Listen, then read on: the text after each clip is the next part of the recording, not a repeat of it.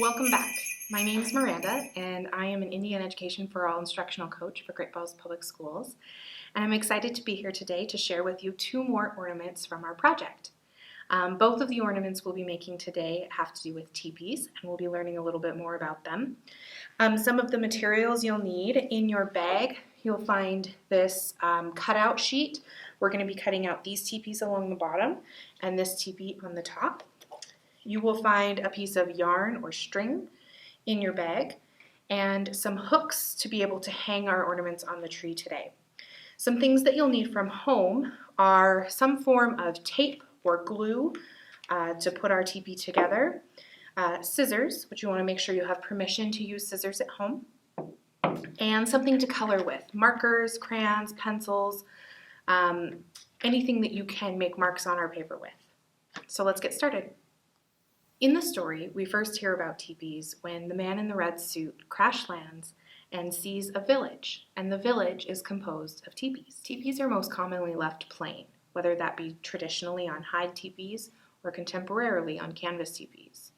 Very few teepees are actually painted. In Montana, the Blackfeet are known for having the most painted teepees, and even then, only about 5% of their teepees were painted. Other tribes in Montana had less than 1% of their teepees painted. The symbols and designs painted on teepees are very special. You have to have special permission to be able to paint teepees and to learn how to paint teepees. And the symbols and designs represent visions and dreams and special achievements. So now we're going to get started making our ornaments. We're going to start first with these three teepees along the bottom. We're going to make what's called a garland. A garland is a string that has decorations hung from it. So we're going to cut out these three teepees after we've colored them and hang them on this string to hang on our tree. So if I were you, the first thing I would do is color them before I cut them out, because then I can color off the edges a little bit if I need to and not worry so much about coloring perfectly inside the lines. So I'm going to choose whatever colors I'd like. You remember earlier I said that special people had permission to paint teepees. Because these aren't real teepees and because we're making ornaments for our trees to be able to represent teepees, it's okay for you to decide the colors and the symbols that are going to go on our teepees today. Once you're happy with how you've colored your designs, you're going to, with permission, take your scissors and cut your teepees out. Now that we have cut our three teepees out, we need to make a hole in them. If you have a hole punch at home, you certainly can punch a hole in the top of each one.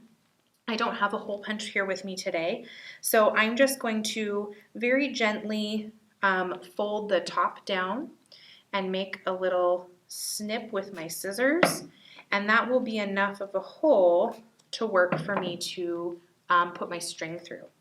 So I'm going to do that to all three of my teepees. And then when I'm done cutting, I'm going to string my string through the holes. And once you have your pieces strung on, you can spread them out so that they're even. So I might want to move this one in, I can lay my string out so I can see where the middle is and how far apart I would like them. And I can do two different things with this garland. I can tie the ends and hang this on something. I could hang it on my tree if I have one and that's where I want to put it. I can also make loops in the end and hang my hooks through the loops so that I can hang this on my tree. So a couple of different ways to use this. So next, we're going to make a three-dimensional teepee. So this shape right here is what a teepee looks like when it's laid out flat on the ground, what a teepee cover looks like. And so I'm going to just, on the outside, cut this off so that I don't have to worry about that being in my way. And I'm going to now make my own symbols on my teepee canvas before I cut it out, and then we'll turn this into a three-dimensional teepee. Now, as I said earlier, because these aren't real-life teepees, it's okay that we don't have the special skills and knowledge to know how to paint traditional teepees, and you can make this however you would like. So I'm going to choose whatever colors I want, and I'm going to color my own patterns and designs on to my teepee, keeping in mind that this round part will be the bottom of my teepee, and these notches here will be at the top of my teepee. So after you've decided how to color your teepee canvas, you're going to take your scissors, again with permission, and cut along the lines. You want to make sure that you're cutting away from yourself. It's easier to turn the paper and keep your scissors straight. So I'm going to cut this out. And when I get to this top part where I have all of these notches, it's really important that I keep all of these little pieces on. It'll be helpful to us when we fold this into our teepee. Okay, so after I've taken the time to very carefully cut all of those notches to make sure I can keep them when I fold my teepee, I'm going to move my garbage out of the way. At the top here, we have these two parts, which are going to be our smoke flaps when we fold this together. This rounded side, remember we said, was going to be the bottom of our teepee.